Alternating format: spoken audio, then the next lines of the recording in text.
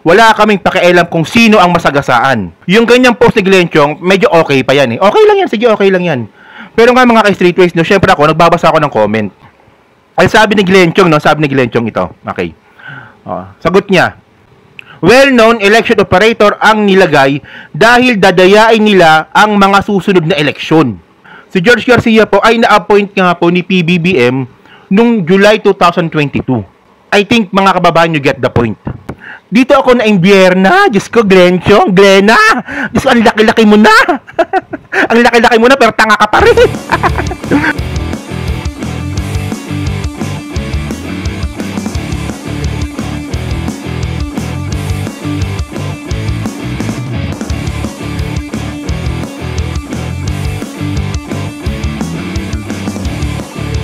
Yun. Ay, nako. Diyos ko, mga kababayan, meron akong chika sa inyo. Kilala niyo si Glenna? Si Glenn? Si Glenna? Si Glenn Chong? Ay, alam niyo mga kababayan, no? Ngayon, kabog na kabog ang beauty ng lola ninyo. Ay, Diyos ko. Dahil ngayon, alam niyo, mga bakla, tahasan niya na ngayon pinagbibintangan ang ating Presidente Bongbong Marcos na mandaraya daw sa eleksyon. Ay, Diyos ko, bakla. Diyos ko, nakakagigil. Nako, ang sarap mong kurutin sa singit. Diyos ko. Ito mga kababayan dito, no. Pasensya na, no, kasi hindi ko talaga matiis na hindi hindi criticize or hindi man lang i-diss si Glenn Chong kasi nga po, no, tahasan na po talaga na pangbibintang yung ginawa ni Glenn Chong ngayon. Noong una kasi, 'di ba, yung mga pa-post ni Glenn Chong na I know what you did last summer, tapos yung mga tungkol sa mga Smartmatic, noong una medyo pinapalagpas ko pa kasi ang sabi ko naman noon dati, kailangan ko ng concrete evidence or mismong pahayag ni Glenn Chong para mapaniwala ako na si Glenn Chong talaga ay bumaligtad na. So ngayon mga ka-streetwise, no, tahasan na pong sinabi ni Glenn Chong na ang ating Presidente Bongbong Marcos ay gagamitin ang Smartmatic para mandaya sa 2025 midterm election.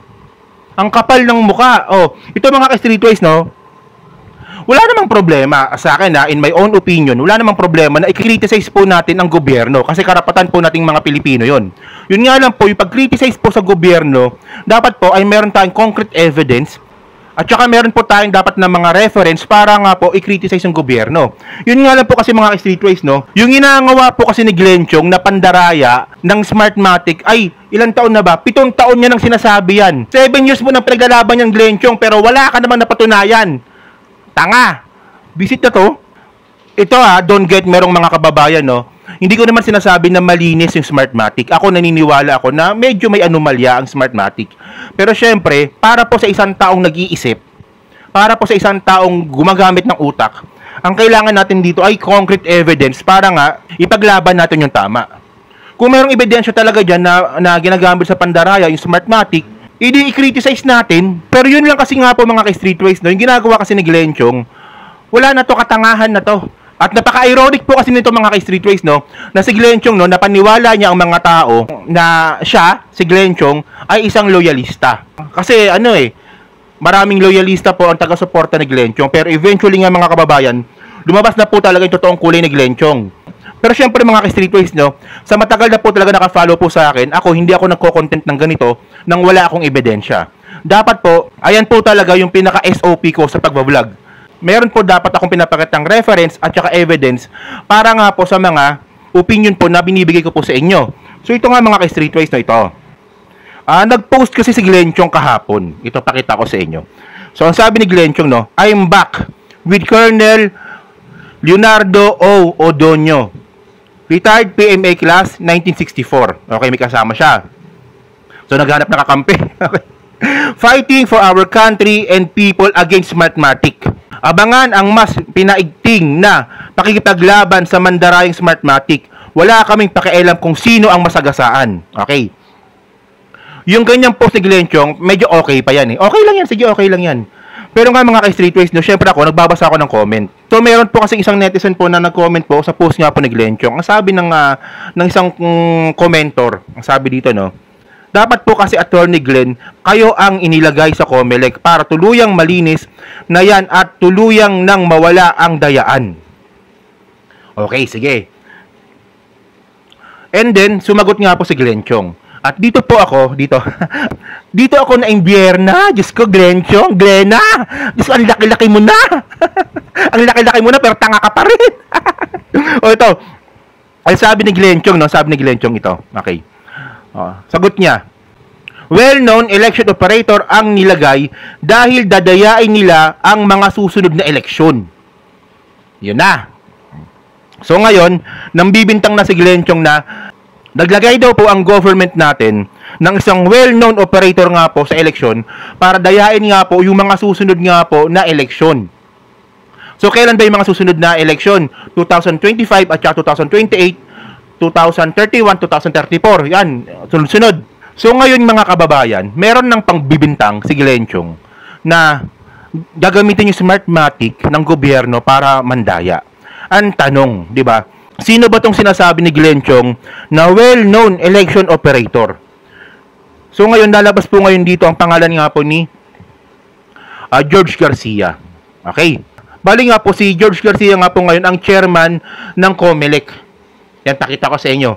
And then, si George Garcia po ay na-appoint nga po ni PBBM nung July 2022. And then, itong si George Garcia din po pala ay na-appoint din po ni Pangulong Duterte nung last year lang din, 2022, bilang Commissioner of the Commission of Elections. So, ayan. So, ngayon, I think mga kababayan, you get the point. Ang bintang nga po ngayon ni Glena, ay, Diyos ko, Glena. No, sarap mong sakalin, Diyos ko. Ang bintang nga po ngayon ni Glena ay naglagay ang gobyerno na si PBBM yon, kasi si PBBM yung nag-appoint eh. Nilagay ni PBBM si George Garcia sa COMELEC kasi nga well-known operator ng election. Base nga po yan kay Glenchong para dayain nga po yung mga susunod na elections.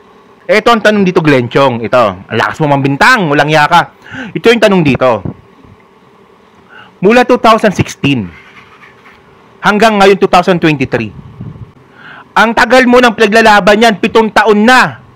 Pero kahit man lang kahit man lang pag-file ng complaint, wala kang ginawa. Actually, naimbitahan ka sa Senate nung 2016 ata or 2017, pero hanggang dun lang yun. Hindi ka na pinansin ng Senado kasi nga, kulang sa ebidensya yung mga nilalabas mo. Sobrang basic lang nun mga ka-streetwise kasi kung totoo nga po talaga na meron talagang dayaan at meron pong malakas na ebidensya. Kasi ayan ang sinisigaw ni Glenchong meron daw siyang malakas na ebidensya na ginagamit sa pandaraya yung Smartmatic. So dapat sa loob ng 7 taon, dapat meron ng kaliwanagan dyan sa mga pinaglalaban mo. Yun nga lang, hanggang ngayon, wala. At ito nga mga ka-streetwise, ito yung napansin ko ngayon. Syempre tayo, nakikiramay po tayo sa mga biktima. Ako, naniniwala ako na yung dating boyfriend, dating aide ni... Ako talaga, Glena. Nadudulas talaga ako. Diyos ko. Yung dati kasing aide ni Glenchong na si Red Santillan, ako naniniwala talaga ako na biktima yan. Biktima talaga yan. So ngayon nga po mga ka-streetwise, ang alam ko, yung kaso nga po sa pagpatay nga po kay Red Santillan nga po na dating nga pong aide ni Glenchong ay nasa korte na. Pero yun nga lang kasi mga ka-streetwise, meron kasing ginagawa sa Glenchong na medyo hindi ko nagugustuhan. Na ginagamit kasi ni Glenchong yung pagkamatay nga po ni Red Santillan para makakuha ng simpatya sa mga tao. Actually mga kababayan, ang alam ko talaga, ito alam ko to kasi na-discuss namin to dati ng mga kaibigan kong abogado dati na once na yung kaso po ay nasa korte na, hindi na po pwedeng pag-usapan yan. Alam mo yan, Glenchong, alam mo yan, abogado ka. Pero ang ginagawa nga po ngayon ni Glenchong, ginagamit ni Glenchong yung pagkamatay nga po ni Red Santillan para nga po makakuha nga po ng simpatya sa mga tao. Actually, kung makikita po natin yung mga lumang post ni Glenchong noong 2019, yan, pakita ko na lang sa inyo, dinidiscuss dyan ni Glenchong, di ba yung takbo ng kaso na pinapakita niya dito kung ano yung mga ginamit, kung paano pinatay, kung paano tinorture, na which is bawal nga pag-usapan yan kasi nga nasa korte na.